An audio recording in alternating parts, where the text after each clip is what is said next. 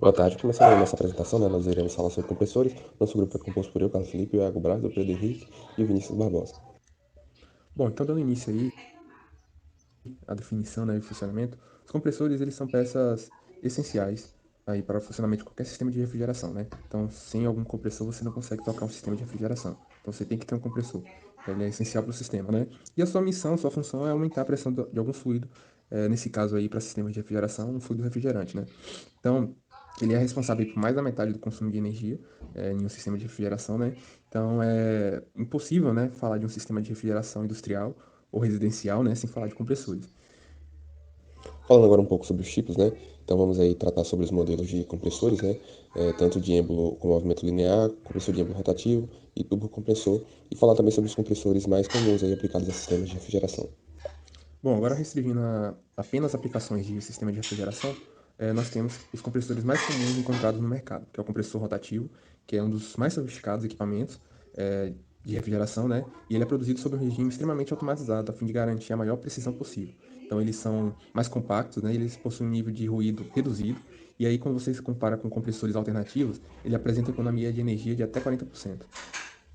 O próximo compressor, né, o compressor scroll, ele possui duas partes que funcionam em forma de espiral, né, separadamente, e ele garante uma grande eficiência energética e um baixo nível de ruído. Então ele requer menos partes móveis, né, quando comparados com compressores de pistão.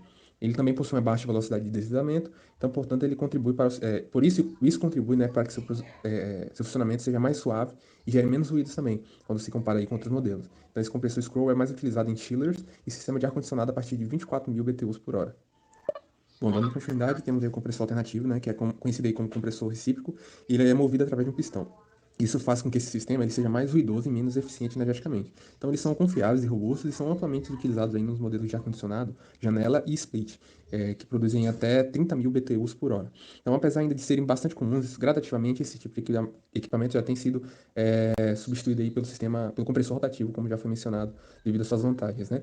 Então, a gente também tem o compressor centrífugo, né, que são conhecidos aí como compressores radiais, que também se trabalha aí em uma faixa mais ampla de fluxo. Ele contém muitas pás, como propulsores de alta velocidade. Eles podem funcionar com rotações entre 15.000 e 100.000 RPM, e eles possuem um sistema também de resfriamento de ar entre estágio, o que pode aumentar o seu rendimento, né? Já que há essa otimização aí na dissipação de calor. Ele também produz ar comprimido mais uniforme, além de diminuir as chances aí de contaminação de óleo no sistema.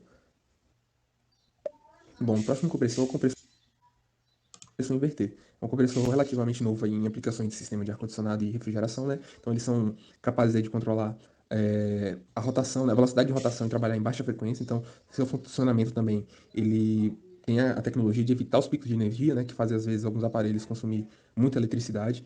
Então, a sua diferença de consumo aí em relação a outros compressores já mencionados pode chegar até 40% a menos. Então, eles são amplamente, assim, facilmente encontrados em aparelhos de ar-condicionado do tipo split, mas também podem ser encontrados em sistemas VRF. Bom, entrando agora na parte de compressores de êmbolo com movimento linear, temos aí o compressor de êmbolo, que ele é apropriado aí não só para compressão a pressões baixas e médias, mas também para altas pressões, né? Então, seu campo de pressão varia de 1 bar até milhares de bar. Então, seu funcionamento basicamente é simples, né? Simples, né? O ar entra, a válvula de admissão é aberta, e através do movimento aí do pistão, a válvula de exaustão abre, né? E o ar é retirado aí do cilindro, da câmara do pistão, no caso, né?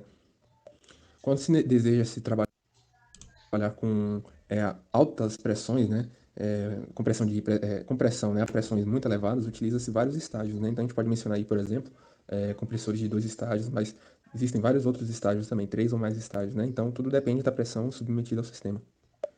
Bom, agora entrando na parte de compressores de êmbolo rotativo, né? Temos o compressor rotativo multicelular, o compressor de palhetas, né? Então você tem um rotor alojado aí excentricamente, né? Então você tem aberturas de entrada e saída, e dentro desse rotor, né, você tem palhetas, né, ou rasgos, que vão promover aí o fluxo de ar, né, de entrada e saída. Temos aí o compressor de duplo parafuso, né? Então você tem 2 parafusos helicoidais, os quais, por terem aí perfis côncavos e convexos, né, comprimem o ar que se movimenta axialmente. Temos também o compressor Root, que o ar é transportado aí de um lado para o outro sem alteração do volume. Então a compressão efetua-se no lado da descarga, ou seja, no lado de alta pressão pelos cantos dos êmbolos, né? E por fim, os tubos compressores, né, que trabalham aí segundo o princípio de fluxo, né, e são adequados para o fornecimento de grandes vazões. Então, os turbocompressores são construídos em duas versões, né, axial e radial. Então, em ambas as versões, né, o ar é colocado em movimento por uma ou mais turbinas, né, e a energia de movimento gerada é então transformada em energia de pressão. Bom, dando continuidade, né, eu vou explicar um funcionamento interno de compressores alternativos e rotativos, né. Acho que funcionamento, na verdade, de compressores herméticos, né. Acho que todo mundo já viu na sua residência, né, no seu sistema de refrigeração, um tipo de compressor desse tipo, compressor hermético. Eu vou falar um pouquinho porque acho que todo mundo tem a curiosidade de entender o que tem dentro daquele compressor ali, né? Então, basicamente, ele é um compressor hermético, né? Porque todo o sistema, né, seja o sistema de compressão propriamente dito e o motor elétrico, ele está dentro de um invólucro, né, que é essa caixa preta, né, que é responsável por proteger todo o sistema, né? Então, esse tipo de compressor, né, ele tem um ruído muito baixo e uma potência muito baixa também, pode para sua utilização, e também baixa manutenção. Então, por isso que são amplamente utilizados. Então, a gente pode observar aqui que esse tipo de compressor, ele é composto ali pelo mecanismo do motor, né? A gente pode observar aqui o motor elétrico, né, observar o eixo responsável por esse motor elétrico. Aqui embaixo a gente tem o cárter, onde fica depositado o óleo, e na parte superior a gente tem em si a parte do compressor. Aqui o pistão, o duto de sucção, e aqui nessa imagem à direita, desculpa, a gente pode observar as peças propriamente ditas mais elaboradas, né? Então, aqui a gente tem um parafuso da tampa da MUF, que é responsável pela admissão de ar, né? Essa admissão de ar ocorre pela diferença de pressão dentro do cilindro.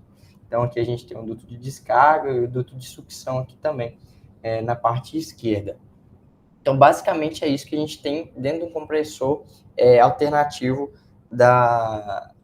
do tipo pistão, né?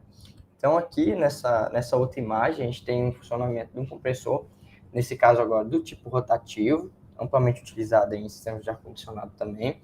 Né, esse tipo de compressor, né, ele é bem menor, porém as suas tolerâncias ali para acabamento, elas são muito mais rigorosas.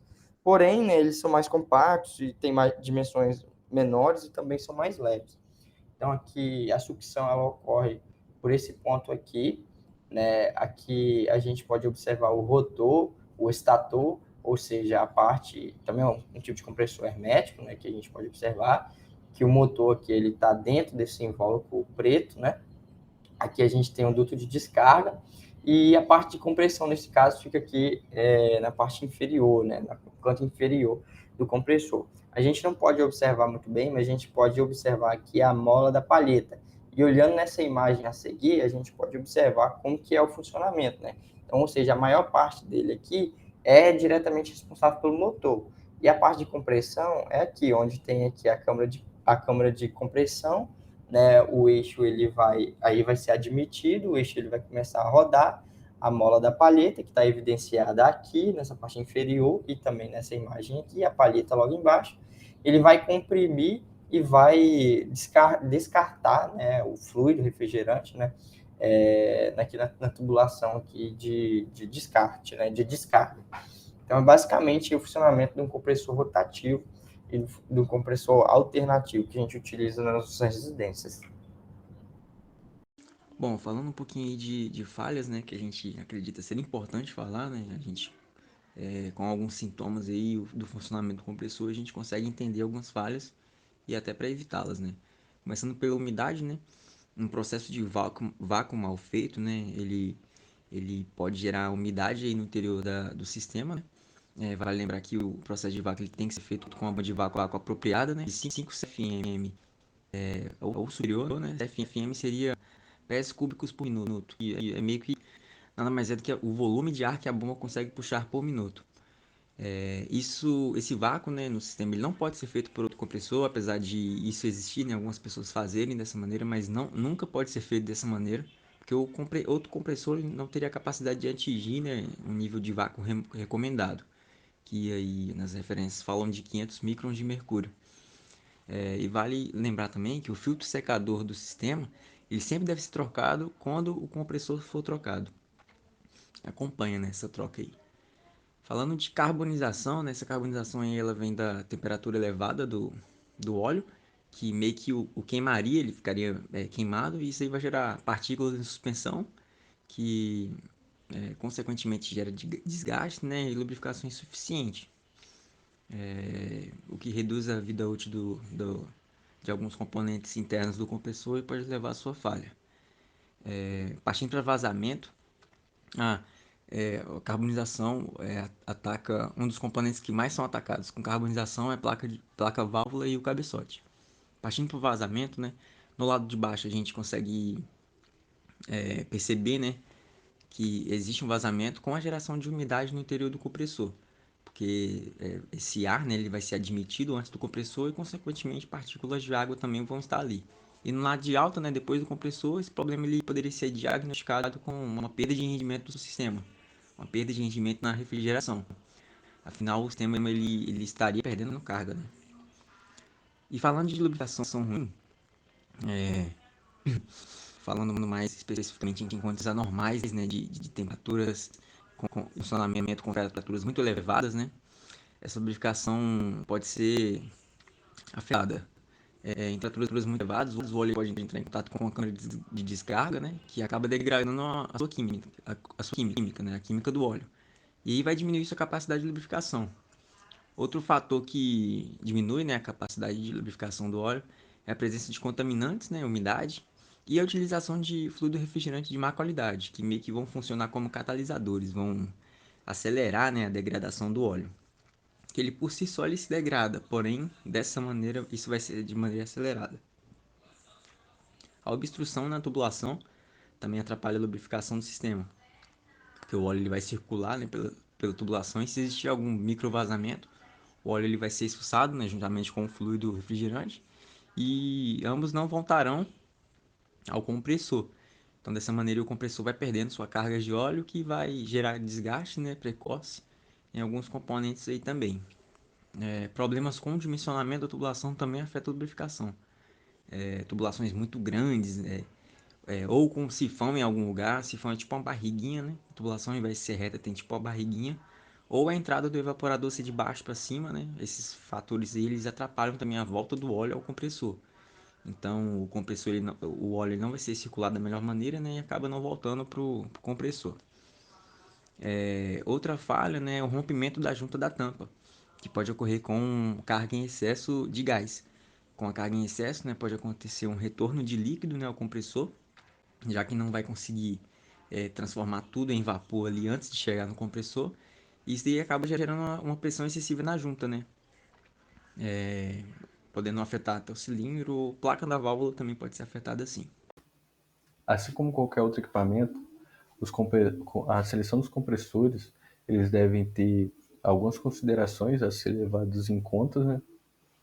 Como os custos relacionados à operação, onde se deseja um equipamento de baixo custo de energia, ou seja, que ele possui um alto rendimento com um consumo específico relativamente baixo, a segurança de operação, que está ligada ali a se o equipamento ele tem uma alta vibração, se os elementos destes têm uma boa precisão quanto à fabricação, baixo custo de manutenção, baixo custo de água de resfriamento, que alguns equipamentos eles necessitam dessa água de resfriamento, né? E utilizando equipamentos que eles reutilizam água de resfriamento, o custo de operação é relativamente mais baixo.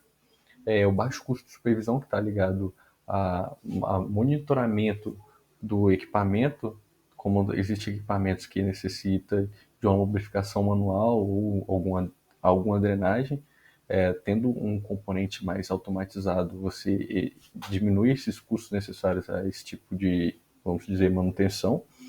E fatores considerados a instalação, onde a gente requer um equipamento que necessita de um pequeno espaço, que possibilita também que tenha um baixo peso e a instalação seja simples e o equipamento elétrico simples. E, além disso, né, como básico, preço moderado. E a nível de comparação entre os vários tipos de compressores, nós temos um parâmetro conhecido como consumo específico de potência, que ele nada mais é do que, do que a potência absorvida por unidade de volume de ar na unidade de tempo escolhida. E ela é demonstrada na unidade de CV por metro cúbico por minuto. Segundo o Joseph, é considerado um equipamento com um consumo específico bastante baixo quando ele tem esse valor, esse parâmetro, cerca de 7 CV por metro cúbico por minuto. E extremamente baixo quando ele está com cerca de 6,5 CV por metro cúbico por minuto. Equipamentos com consumo específico baixo geralmente são utilizados em projetos de grande escala, onde se é necessário a utilização de água de resfriamento nesse equipamento, controlando assim a temperatura, né?